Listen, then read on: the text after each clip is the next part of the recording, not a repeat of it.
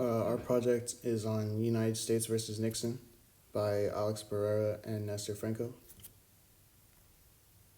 The person I have is William Howard Taft.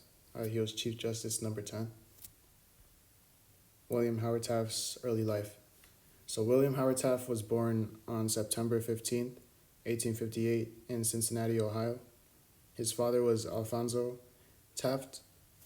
He was a lawyer, judge, and served as a U.S. Secretary of War and Attorney General under Ulysses S. Grant. He had five siblings. Two of them were half siblings because his father remarried. He also had high expectations as a child because of his successful parents, so he had a lot of pressure on him. Taft had a weight problem at a young age, and he was also a wrestler. He was also elected a member of Skull and Bones, and that was a secret society that was co-founded by his father, Alfonso Taft. William Howard Taft's education.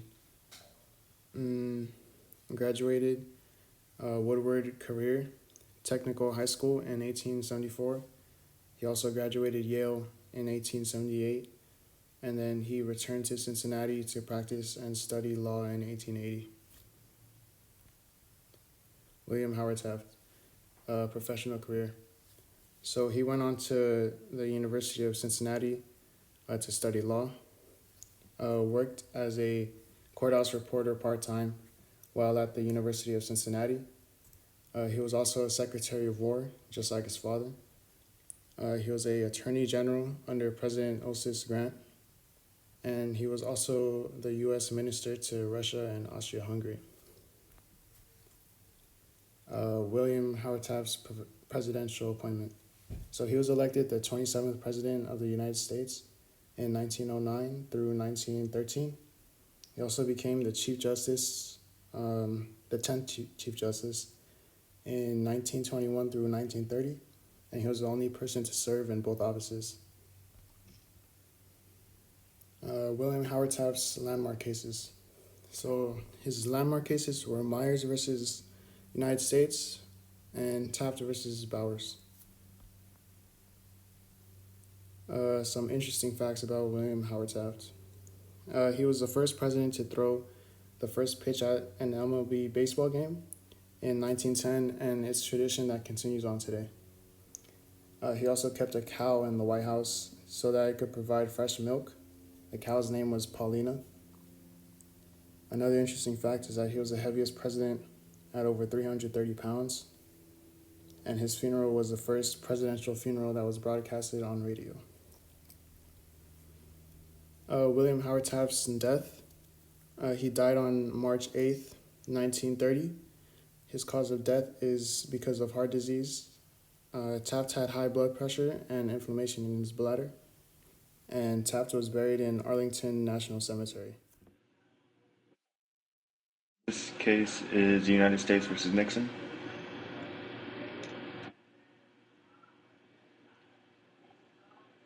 The case of the United States versus Nixon originated in the United States District Court in the District of Columbia. It began as a legal proceeding in the District Court when Archibald Cox had looked to get a subpoena for the tape recordings of conversations involving President Richard Nixon held in the Oval Office.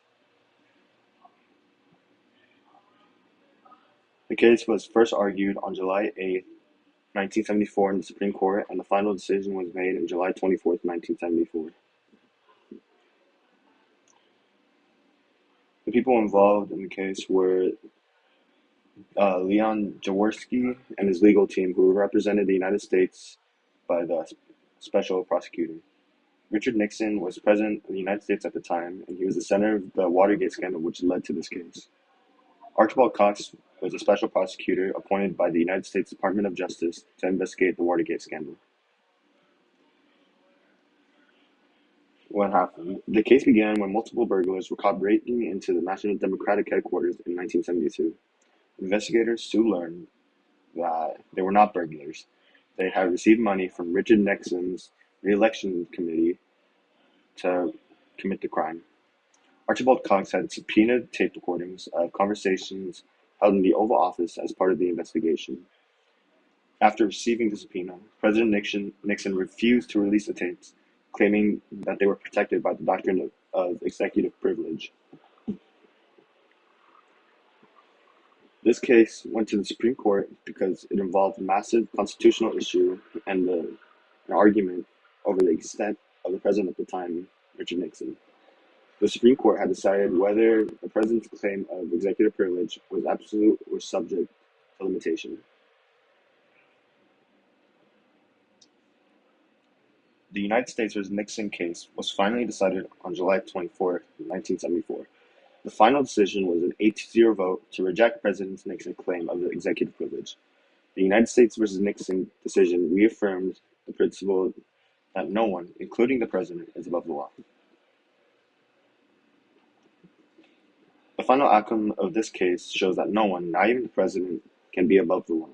It established that executive privilege, while important, is not absolute and must be balanced against other interests, such as the fair administration of justice.